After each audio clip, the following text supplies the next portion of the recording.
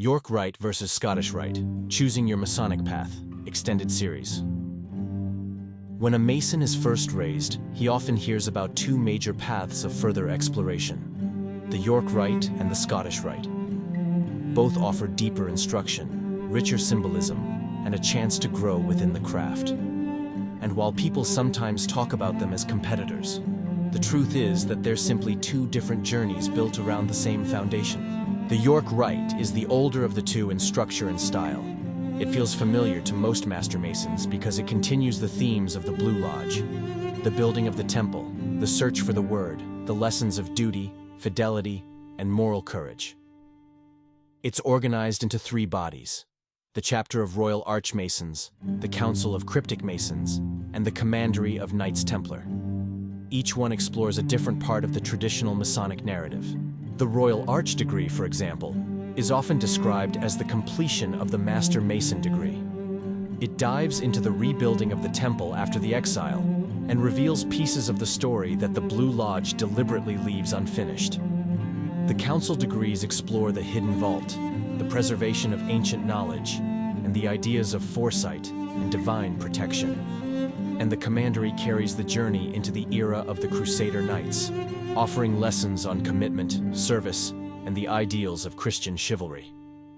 The York Rite is direct, structured around a storyline, and deeply rooted in the biblical and historical themes that early Masonry was built upon. The Scottish Rite takes a different approach.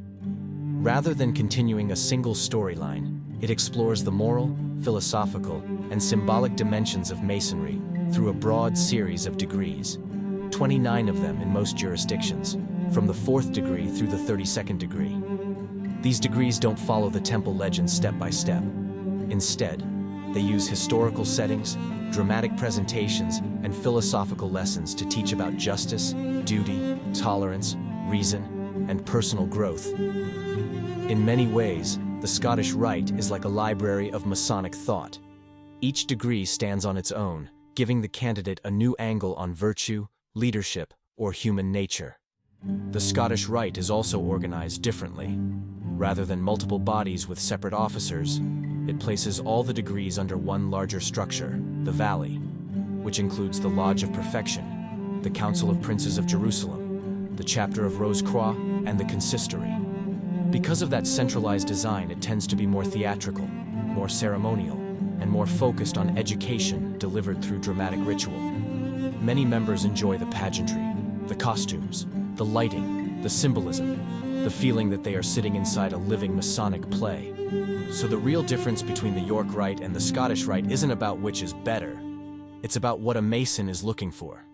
The York Rite follows the continuity of the Blue Lodge.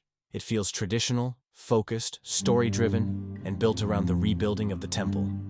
The Scottish Rite feels philosophical, wide-ranging, and creative, using dramatic degrees to explore life, virtue, and the human condition from many different angles. There are also differences in membership. The York Rite ends with the Commandery of Knights Templar, which is explicitly Christian in character. The Scottish Rite, on the other hand, is open to men of all faiths, with degrees that draw on a wide spectrum of moral and historical traditions. For some Masons, that distinction helps them decide. For others, it simply means each body offers a different kind of experience. What's important is that neither body changes the fact that a man is first and foremost a Master Mason. Everything in both rites traces its meaning back to the Blue Lodge. They don't compete with each other, and they don't try to replace the foundational lessons. They simply build on them in different ways. The beauty of American Freemasonry is that a Mason doesn't have to choose. Many men join one rite first, and then the other later. Some join both at the same time. Some prefer one style, some prefer the other, and some feel enriched by the strengths of both. The fraternity gives you options because personal growth is personal. Each Mason follows the path that resonates with him. In the end, the York Rite and Scottish Rite are two branches of the same tree. One grows from the roots of ancient tradition and biblical history.